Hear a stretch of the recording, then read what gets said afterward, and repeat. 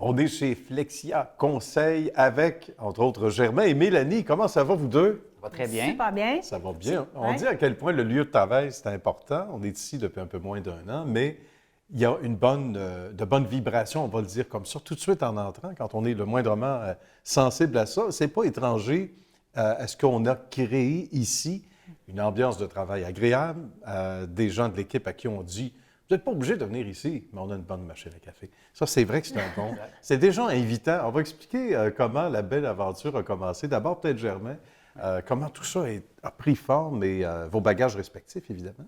Bien, tout d'abord, Mélanie et moi, on se connaît depuis une vingtaine d'années, l'époque du bac en gestion des ressources humaines. Fait qu'on est des amis de longue date. Puis, ça a commencé, Flexia, on est dans notre 9e année. Fait que ça a commencé comme bien des entreprises, là, un peu dans le sous-sol. C'est bien ça. J'ai commencé seul, travailleur autonome, puis de fil en aiguille avec les années, ben, c'est ça, on embauche une première personne, une deuxième, troisième, puis Mélanie s'est jointe à l'équipe. D'accord. Dans la dernière année. Il y avait des atomes crochus. Mélanie, on veut t'entendre maintenant sur cette complicité avec Germain, avec l'équipe et ton désir initialement aussi de joindre les rangs. Comment tu as perçu ça au départ? Oui, intéressant. Ça faisait plusieurs fois qu'on en discutait. Moi, j'ai toujours été en milieu manufacturier, donc toujours été ressources humaines, supervision, développement organisationnel en usine, puis en manufacturier. Puis, dans le fond, j'avais le goût de vraiment faire de la différence. J'avais le goût, quand Germain me parlait des mandats, je voyais que les PME d'aujourd'hui, les PME qui sont en forte croissance là, ces dernières années, avaient vraiment besoin de support au niveau ressources humaines. Puis je trouvais que j'allais contribuer avec Germain à faire la différence. Donc, c'est comme ça qu'il a réussi à me convaincre à me joindre à l'équipe de Après Flexia. plusieurs tentatives. Après plusieurs tentatives. Après plusieurs verres de vin. On a des images. déterminé. Oui, On a des images. on a des images. Je savais pas que tu étais filmé, Non, hein, tu vois. Mais il faut expliquer le mandat de Flexia. D'abord, on dit en allemand le core business, donc l'offre de service. Ça ressemble à quoi aujourd'hui? Parce qu'il y a des petits morceaux qui se sont ajoutés au fil des années, mais d'abord et avant tout.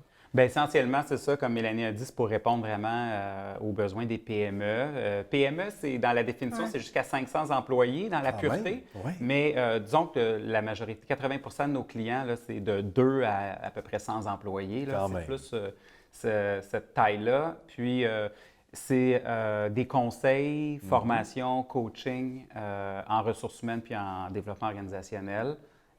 Puis aussi de la recherche de cadres pour vraiment avoir une offre de service complète pour aider les PME à prendre leur envol et supporter là-dedans. Ouais. Les outiller, dans le fond, c'est ça, les outiller, mettre en place les bases, mettre en place les structures pour qu'ils soient capables après ça d'avoir un système ou une mentalité ressources humaines là, qui répondent aux besoins des employés aujourd'hui. Oui, parce qu'on ne peut plus laisser ça au hasard. On n'aurait jamais dû laisser ça au hasard. Il y a des entreprises qui vont dire « Ouais, mais il y a un coût à ça, de la consultation, etc. » D'abord, c'est peut-être moins cher que vous le pensez, première des choses. Et ça peut être une économie importante par rapport à certaines décisions qu'on va prendre, certaines personnes qu'on va embaucher ou peu importe. Et là, ça nous coûte des sous, pour X raisons, parce qu'il y a un roulement, parce qu'il y a pénurie de main-d'œuvre, parce qu'il y a des chasseurs de tête, etc.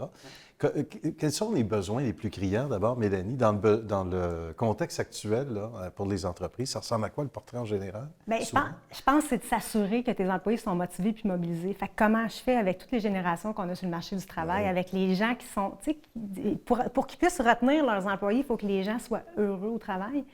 Donc, ton style de leadership, la façon dont tu vas gérer tes ressources a une grande importance, mais la perception d'équité puis de justice. Donc, tu sais, c'est aussi simple que mettez-tu des règles en place pour pas que l'employé ait la perception que la personne à côté de toi n'a pas les mêmes conditions. Aujourd'hui, un employé qui a la perception que c'est pas équitable puis que c'est flou, que c'est pas déterminé, il sera pas engagé.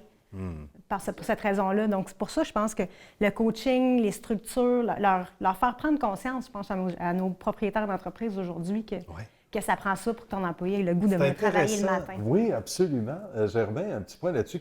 Quand ton téléphone sonne, tu as des textos, tu as des courriels, qu'est-ce qui revient souvent?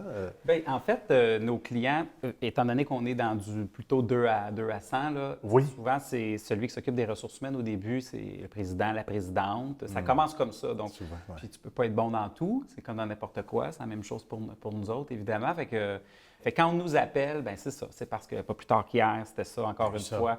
On a commencé à travailler avec lui, il était 7-8, un an après, il est rendu 15.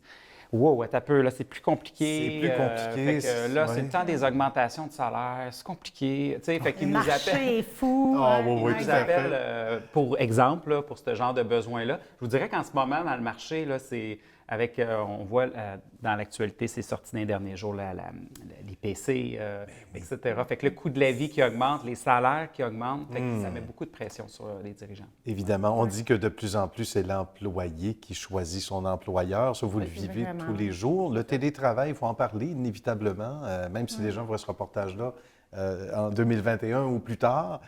Ça a marqué notre époque, inévitablement. Ça a dû faire en sorte que vous n'avez pas eu le choix de vous ajuster aussi. Vous avez entendu des choses qu'on n'entendait pas ailleurs, entre autres.